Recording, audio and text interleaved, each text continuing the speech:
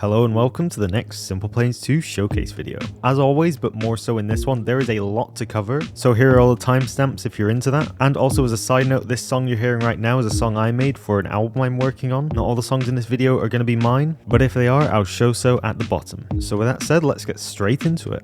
First up, we have two parts that work together, the targeting pod and the MFD. If you know anything about targeting pods in real life, it works very much like they do in real life. They're mainly used to guide laser-guided weapons, and can also be used to observe targets as well as identify civilians from combatants. Targeting pods have a camera in them which you can move around. They have a high degree of visibility, both forward, down, left and right. Of course, they are limited towards the rear. They typically come with different camera modes such as night vision and thermal, and in SimplePlanes2 you can use the laser to laser guide bombs onto a target. This is great for hitting static targets like parked vehicles and bunkers. With moving vehicles, of course, you'll have to manually track the vehicle, and you can also set it to display up on an MFD, which is a multifunctional display, and this will allow you to see targets on the ground and zoom in and all that sort of stuff. This did make me think, I hope there is some way to have a power function in SimplePlanes2 where, for example, the targeting pod will require power either from the engines or an internal generator. Obviously that makes it a lot less simple, but it's a feature I would personally like.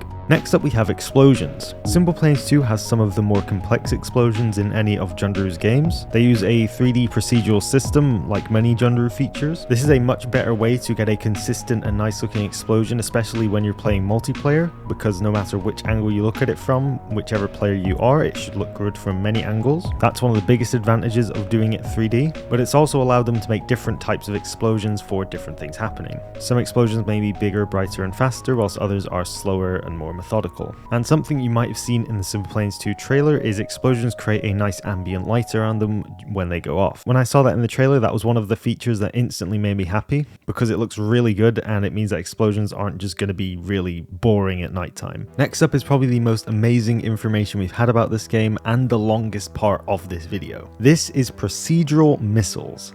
Yes, SimplePlanes2 is going to have procedural missiles, and this is going to be amazing because we can make literally anything. The SRAM, the R550, R27, which is something I really want to make because there's so many variants. So there is so much customization options to go through with these missiles. First of all, we'll go with the missile types. We have the three classic main missile types, which is infrared, semi-active radar, and active radar. First of all, we have infrared. These track a infrared heat source, such as a jet engine or the sun or anything like that. I don't believe they can currently track the sun in the game. I did say to the developers it might be a cool idea to have it track the sun and anything similar. But of course, the main thing is going to be jet engines. The main countermeasure to these missiles will of course be flares, which are hot heat sources that are dropped by planes to distract heat-seeking missiles. I don't believe there's any type of IRCCM on these heat-seeking missiles that we can enable yet. I kind of hope they add some IRCCM, but we don't know. This is essentially a way for IR missiles to counter flares. Next up we have semi-active radar. This uses the radar of the sender plane. It will take the data from the plane you're locking onto in front of you and send that to the missile. The missile will then use its own internal navigation system, the position of the tracked plane using your plane's radar, as well as the position of your own plane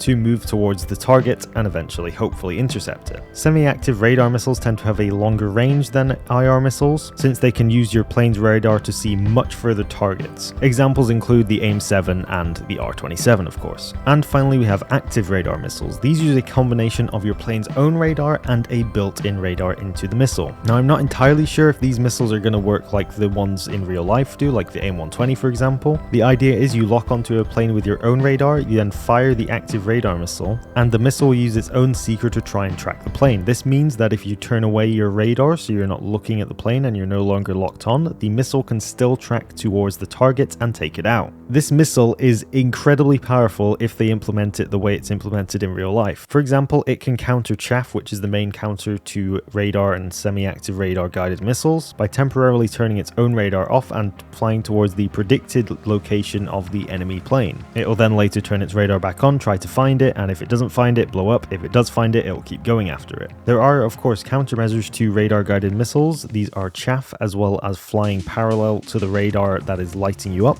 It depends on the type of radar, but you can basically go almost invisible by flying parallel to the radar. I don't know if this is going to be implemented in the game, but we'll see. There's also laser guided missiles. I don't know how these are going to work exactly. There are of course laser guided anti-air missiles in real life. These are man-portable Starstreak, for example, which if you know nothing about Starstreak, I would highly recommend searching it up because it is a very interesting system. I also kind of hope this laser guided system allows us to make laser guided rockets. I'm not sure if it's planned or even is a feature, but I hope it is. For example, the APWKS system, which uses a laser to guide a smart rocket onto a target. It's a very cheap and effective system. The other main parameter for missile customization is engines. There's 3 different types of engines: solid, thrust vectoring, and jet engine. Solid is going to be the most common type of engine on any missile. It would be somewhat similar to the amateur solid rocket motors we have in Juno. We'll be able to change the burn time of these solid engines. Then there's the thrust vectoring engine, which is a solid engine that has thrust vectoring essentially. For example, the SRAAM has thrust vectoring, which is a missile that has an insanely short turn circle. This lets either the whole nozzle move of the engine or have, for example, thrust vanes, which will let the plume get steered in certain ways to let it vector and turn the missile.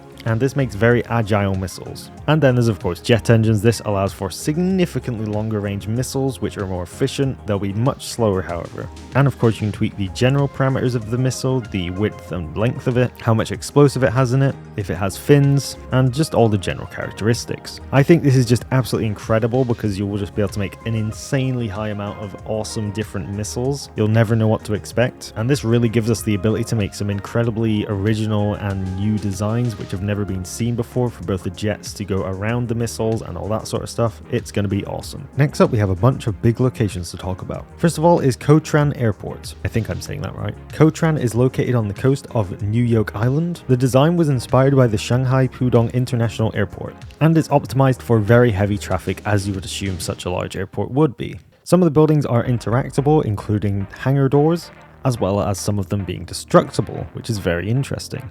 There's also more to add to the destructible building part later on. And yeah, this is a very cool looking airport. Something I like specifically is the big driveways going over the water. It's really cool. Next up is Shepard Airport, which is one we've seen before. It sits on the opposite side of the archipelago from Kotran. It's based on an airport that was called Amon Crater Field, and it's much more retro-y, which is really cool. Shepard is smaller than Kotran, being designed for much older and smaller aircraft, and I actually think this is a great thing because it's going to push you towards using more propeller aircraft and smaller jet aircraft, much as is said in the post. Shepard has a single main runway and a alternative crosswind runway, so it can't hold as much traffic as the Kotran Airport can. Next up is a major location that isn't an airport. This is Vatsa City.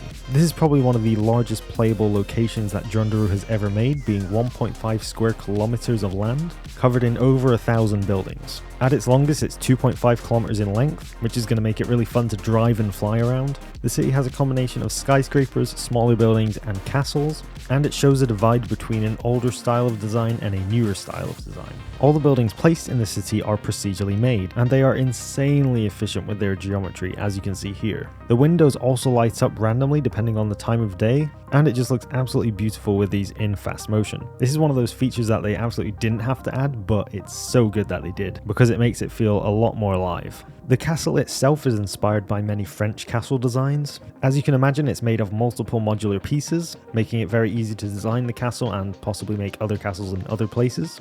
The bridges are actually destructible, which is absolutely awesome. You can just imagine someone driving over the bridge and then getting dropped into the water by an explosion. This is going to be a really fun place to just have little battles, fly around with helicopters, and do all that sort of stuff. This part of the showcase also shows off lightning, which is really cool. I will say it does look a little bit strange compared to what I would expect, but the fact that there is lightning is very cool. And the final part to talk about in this showcase is multiplayer. As we all know, multiplayer is a massive focus of SimplePlanes2. As a multiplayer host, you'll be able to do several things to restrict players from obliterating your game. First up being setting a part count limit. I'm not quite sure what the maximum of this limit can be, but who knows. You can have a maximum of 16 players including yourself in a lobby, meaning you could do 8v8 battles. I do kind of hope they increase this to maybe 24 or 32 at the most, which would be really nice in the future, but I can understand 16 is very much a good limit for this kind of game. You can obviously join your friends via Steam as well, which is awesome. That's something I do with almost every game I play, so that's going to be a very nice thing to have. And of course you can set a game to private, which is absolutely a needed feature if you want to have just a fun game with your friends. Once you're the host and in a game, you can obviously kick anybody you want in the lobby. You can also teleport next to them, which I think is amazing for figuring out if people are, messing with other people and they need to be kicked. It's very good for that. You can also copy other people's crafts, which is another nice feature if you want to do dogfights using all the same craft. You can also lock this feature so they can't copy your craft, which is very nice. And yeah, it just seems like multiplayer is going to be a real fun time with this. They do infer that there's lots of things you can do, but I don't know if that means you can specifically say, this is a lobby for a dogfight, this is a lobby for doing a certain race mission or anything like that. I don't know how that works or if that works, but I hope it can work like that. So you can easily just do very specific things with all your friends and all that. So that's going to be everything for this showcase. It's been a massive one, especially with all the missile customization, which is going to be absolutely amazing. And the more I see from this game, the more I can't wait to get my hands on it and play. It's going to be amazing. And as always, I'd like to thank our members JD Vance, Sean Plays Too Much, Hanasa, Pedro, Reknarek, Animcat, and Ricardo Ace for supporting the channel as always. And with that said, thanks for watching, and I'll see you in the next one.